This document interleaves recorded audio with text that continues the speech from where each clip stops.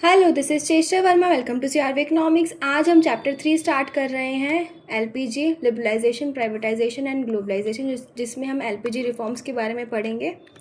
तो सबसे पहले हम देखते हैं इंडिया बिफोर 1991। तो इकोनॉमिक क्राइसिस के बारे में हम देखते हैं। तो लेट 1990s में था जो इंडिया ने सीवियर इकोनॉमिक क्राइसिस फेस किए थे। और इंडिया क्या है, जैसे हमें पता है, तो गवर्नमेंट फॉलोड एक मिक्स्ड इकोनॉमी है जिसमें हैवी स्टेट कंट्रोल होता है और लाइसेंस राज भी था और प्रोटेक्शनिस्ट पॉलिसी भी थी इंडिपेंडेंस से भी, कि जो भी यहाँ के जो वर्कर्स हैं या फिर कंपनीज हैं उनके इंटरेस्ट को प्रोटेक्ट करना। तो इसमें हम देखते हैं पहले फिजिकल डेफिसिट, जो गवर्नमेंट स्पेंडिंग है फार एक्सकीडेड रेवेन्यू। जो फिजिकल डेफिसिट क्रिएट हो रहा था, जो गवर्नमेंट स्पेंड कर रही थी वो बहुत ज़्यादा था रेवेन्यू से। India had to borrow heavily internally and externally. India को बोरो करना पड़ रहा था। बीओपी क्राइसिस हो गए थे। फॉरेन एक्सचेंज जो भी रिजर्व्स थी वो 2 वीक्स, बेसिकली 2 वीक्स में ही बहुत ज़्यादा गिर गई थी। इन्फ्लेशन हो गया था, इन्फ्लेशन रोज हो गया था, बहुत तेज़ी से बढ़ गया था। जो जीडीपी ग्रोथ थी वो स्लगिश हो गई थी और जो इकोनॉमी था, economy on verge of default. तो आईएमएफ यानी कि इंटरनेशनल मॉनेटरी फंड ने इसका क्या सोल्यूशन निकाला। India mortgaged 67 tons of gold with IMF and Bank of England to avail foreign exchange loan ताकि उनको मिल पाए। जो आईएमएफ था उन्होंने एक कंडीशन सेट करी स्ट्रक्चरल रिफॉर्म्स की, जिसमें बेसिकली न्यू इकोनॉमिक पॉलिसी का बर्थ हुआ। तो न्यू इकोनॉमिक पॉलिसी जो थी 1991 की, उसका अगर हम ओवरव्यू देखते हैं तो NEP 1991 was announce by finance minister doctor Manmohan Singh under PM PV Narasimha Rao. इसका जो एम था वो डिसमेंटल करना लाइसेंस राज को, कि लाइसेंसिंग हट जाए, इंपोर्ट और एक्सपोर्ट जो हो वो स्मूथली हो जाए, open economy to the world and shift to market oriented growth.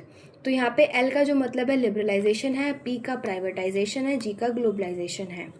तो लिबरलाइजेशन मतलब क्या होगा, फ्री फ्रॉम गवर्नमेंट कंट्रोल, कि कोई भी गवर्नमेंट का कंट्रोल नहीं है। Abolish industrial licensing, deregulate financial sector को दोबारा से रेगुलेट किया गया, उसके जो भी रेगुलेशन थे वो सब हटा दिए गए। ट्रेड पॉलिसी को रिफॉर्म किया गया, प्राइस कंट्रोल्स को हटा दिया गया। प्राइवेटाइजेशन यानी कि disinvestment of PSUs, public sector undertaking में डिसइन्वेस्टमेंट होगी, प्राइवेटाइजेशन आ गया था।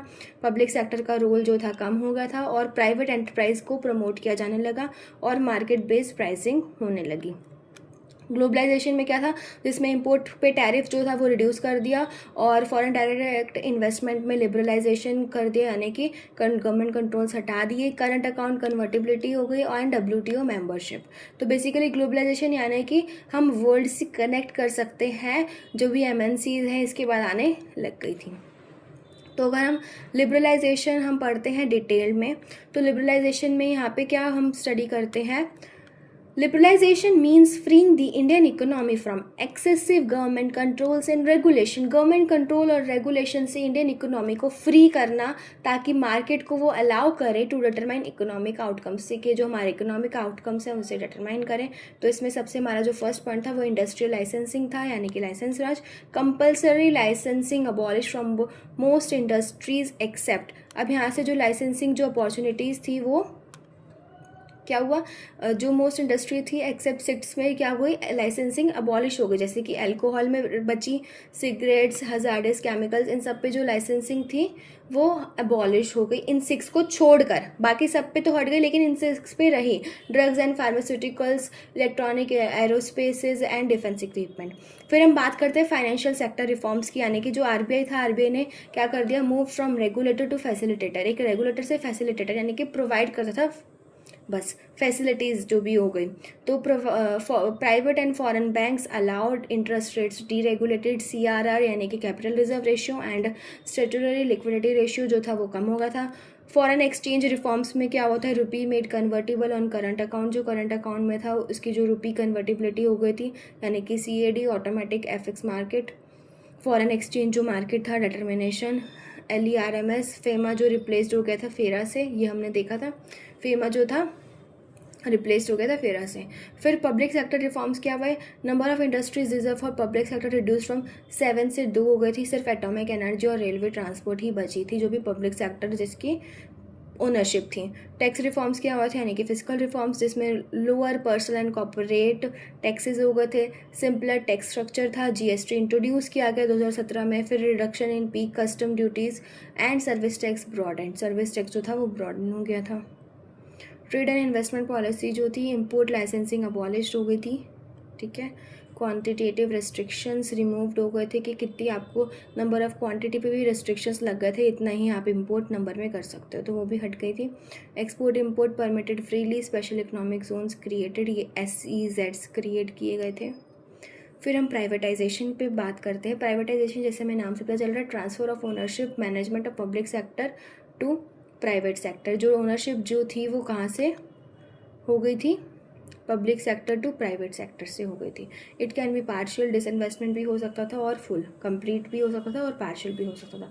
तो प्राइवेटाइजेशन के टाइप्स अगर हम देखते हैं, denationalisation, government transfers 100% ownership, या तो पूरा ही 100% ट्रांसफ़र करेगा जैसे मारुति उद्योग वाला था। डिसइन्वेस्टमेंट हो गया, यानी कि गवर्नमेंट ने एक पार्ट सेल कर दिया प्राइवेट सेक्टर को, रिटेन्स मेजोरिटी, लेकिन मेजोरिटी उसी के पास हो, जैसे ONGC BHEL हो गया। Contracting out, government hires private firms to run services, उन्होंने हायर किया प्राइवेट फर्म्स को ताकि वो रन कर पाएँ।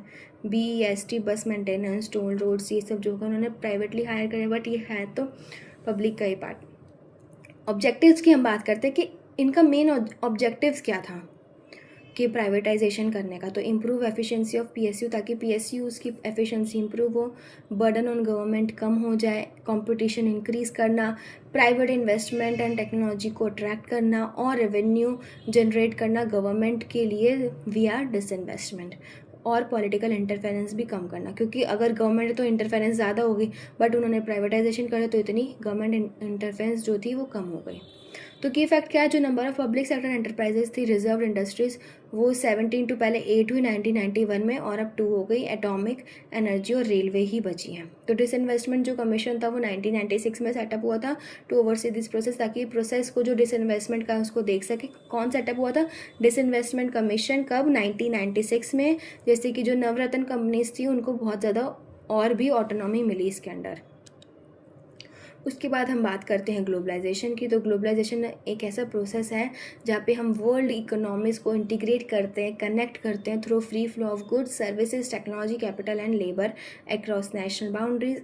India open up to the world post 1991 के बाद जो इंडिया है वो हर एक जगह से कनेक्ट करने के लिए ओपन है। Trade in goods and services, जिसमें क्या होगा, trade in goods and services, FDI होगा, आउटसोर्सिंग एंड BOP होगा, टेक्नोलॉजी ट्रांसफ़र आ जाएगा।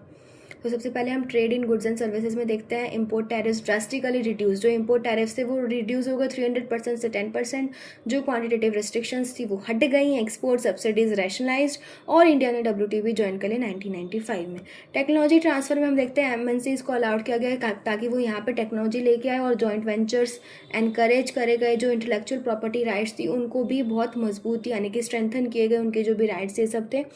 रिसर्च एंड डेवलपमेंट इन्वेस्टमेंट हुई बाय फॉरेन फर्म्स के थ्रू, और फॉरेन डायरेक्ट इन्वेस्टमेंट क्या, FDI ने लिमिट सेट कर दी, इंक्रीज सेक्टर वाइज। FDI की जो लिमिट थी वो सेक्टोरल वाइज इंक्रीज हो गई, अलग अलग सेक्टर में, प्राइमरी, सेकेंडरी और टर्शरी में। Automatic route for many sectors, हर एक ऑटोमेटिक रूट बन गया एक हर सभी सेक्टर्स के लिए। जो फाइनेंशियल इंस्टीट्यूशन इन्वेस्टमेंट थी उन्होंने भी अलाउड कर दिया स्टॉक मार्केट में। जो NRI इन्वेस्टमेंट थी वो भी लिबरलाइज्ड हो गई, यानी कि इतनी गवर्नमेंट रेगुलेशंस उसमें कम हो गए। आउटसोर्सिंग एंड BOP अगर हम देखते हैं तो IT और ITs जो थी उसमें भी ग्रोथ होने लगी, जैसे इन्फोसिस, विप्रो, TCS हो गई।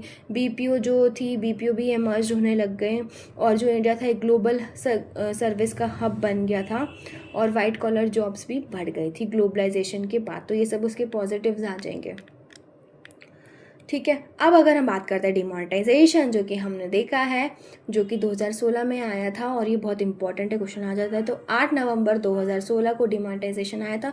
गवर्नमेंट ऑफ इंडिया ने क्या करा था, 500 और 1000 के जो करेंसी नोट्स थे उनको करेंसी सर्कुलेशन से हटा दिया था। तो जो 86% ऑफ कैश था सर्कुलेशन में उसको हटा दिया था, replacing them with new 500 and 2000 notes. तो फिर बाद में 500 और 2000 के नोट्स आए, अब 2000 के भी बंद हो गए हैं। This was a major economic reform step, major ये इकोनॉमिक रिफॉर्म स्टेप था।